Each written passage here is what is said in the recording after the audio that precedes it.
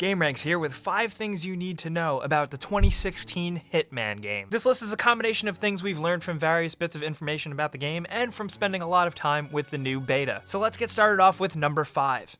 The new Hitman is doing a lot of interesting things in terms of adding features and how you kill your targets. What I enjoyed most from the beta was the ability to blend in certain situations. Like disguising yourself as a bartender or waiter, you have the ability to walk up to a bar and activate a prompt, allowing you to just start working at the bar and blending in. It's kind of like Assassin's Creed when you're sitting on a bench or blending in with a crowd, but it's a little more believable here. Also, another thing that we picked up that is very cool is the ability to actually walk up and talk to your targets in disguise and trick them. You can lure them into certain situations through some charisma. In a situation in the beta, you can disguise yourself as a mechanic, rig something to explode, and then while in disguise, you can lure your target over to the rig device, citing a manual safety inspection. The target in this case believed your story and went along until the prime moment where you could take them out. In terms of changing your disguise and having a different identity, it's very similar to Hitman Absolution, but it's a little more subtle. You can't just spam the instinct button to get by. This time around, people still do recognize you, but it's usually just in terms of like a hierarchy sense. It's almost like there are different classes. For example, chefs aren't going to recognize different mechanics, but some police are going to recognize other police officers. It still comes off a little cheesy and it's not always super believable, but it does add a nice little bit of challenge and a good way to scan a crowd and decide how you're going to navigate through it.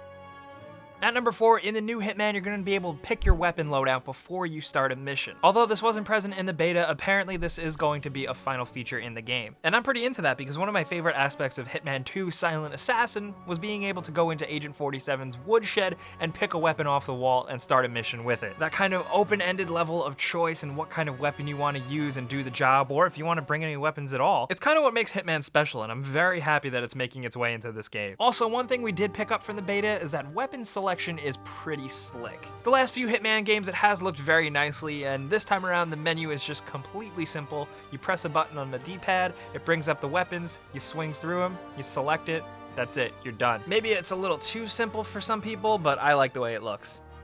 And at number 3, something you definitely need to know about the new Hitman is that save states are back. This meaning you can save anytime, anywhere during a mission before killing your target. This goes back to the old style of Hitman save systems from Blood Money and games before that. This is a very welcome thing that was pretty much missing from Absolution, and fans of the series really wanted it back. So now this time around, you're going to be able to have plenty of different save states while doing a mission. If you want to go back and reload and try something else, you're free to do so. And at number 2, something very important to this new Hitman game that you need to know is that the levels are absolutely huge. According to developers, each map in the game is apparently 6 to 7 times larger than the largest levels in Hitman Absolution. And I gotta say, that's exactly what I want to hear. This is to give the player an absolute, complete sandbox-style game and how they're gonna choose and kill their target. The fact that these new levels are huge calls exactly to the amount of freedom in the game, and the variety of kills you're going to be able to have. I spoke about it earlier, the new ways to blend in and the ways to lure your target around. But this time around in this Hitman game, each level is going to have a ton more ways to uniquely kill your target. Just from the super short beta, I experienced a bunch of stuff like drowning a target in a toilet, shooting them in the face, choking them out, rigging a jet to explode, also dropping a lifeboat on someone's head. The Hitman games have always been known for a variety, but this time around, it seems like they're taking Sandbox to the next level. I really hope that's true. From the beta, I could get the idea, but I'm hoping it's not just a bunch of marketing buzzwords.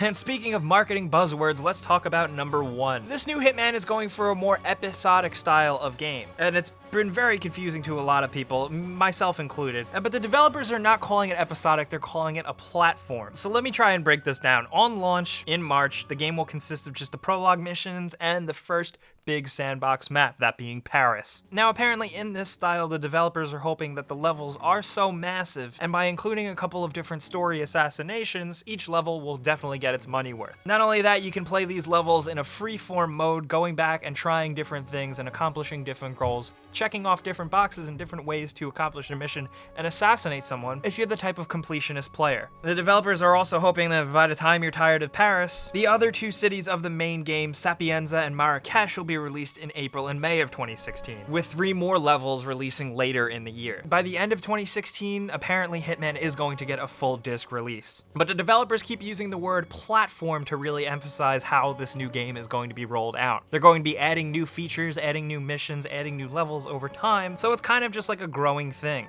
I still can't figure out if this is just a weird money grab, or just maybe an interesting way to make a Hitman game on a budget or in a shorter amount of time. I don't know what they're going for, but thankfully the core game still seems pretty good. Time will tell. I guess we'll have to be the judge of that when the game finally releases. I will say that the prologue missions definitely had some promise. Seems like IO is doubling down on the story content of the game, rolling out a prologue where you first see Agent 47 introduced to Diana and the agency and do training, and it's kind of cool. They also actually reference and harken back to the original Hitman game, something I did not expect them to do. So I'm still a little skeptical, but I'm hopeful for this game. Those are 5 things that I think you definitely need to know about this new Hitman game going in. I also think you need to know that Instinct mode that was relied so heavily upon in Absolution is definitely toned down this time around. There are still going to be a bunch of different things like Contract mode, the fan favorite. Also, David Bateson, the voice actor of Agent 47, does return, and that is definitely a welcome return, I gotta say. But guys, most importantly, I want to know in the comments what you guys think about this new Hitman game. Did I give you guys enough information to kind of get the idea of how this game feels? And if you have gotten your hands on the beta and have been playing it, what do you think about it? It's very short, it's very simple, but do you get a good idea of how you think about the game? Let us know in the comments what you think about the game. You can also talk to me on Twitter about it at Jake Baldino. Let us know anything you want in the comments about the Hitman series. If you guys did like this video and want to see more Hitman videos, clicking the like button helps us out definitely. And if this is your first time here, subscribing is a great idea because we put out videos like this every single day. But as always, thanks for watching, and we'll see you guys next time.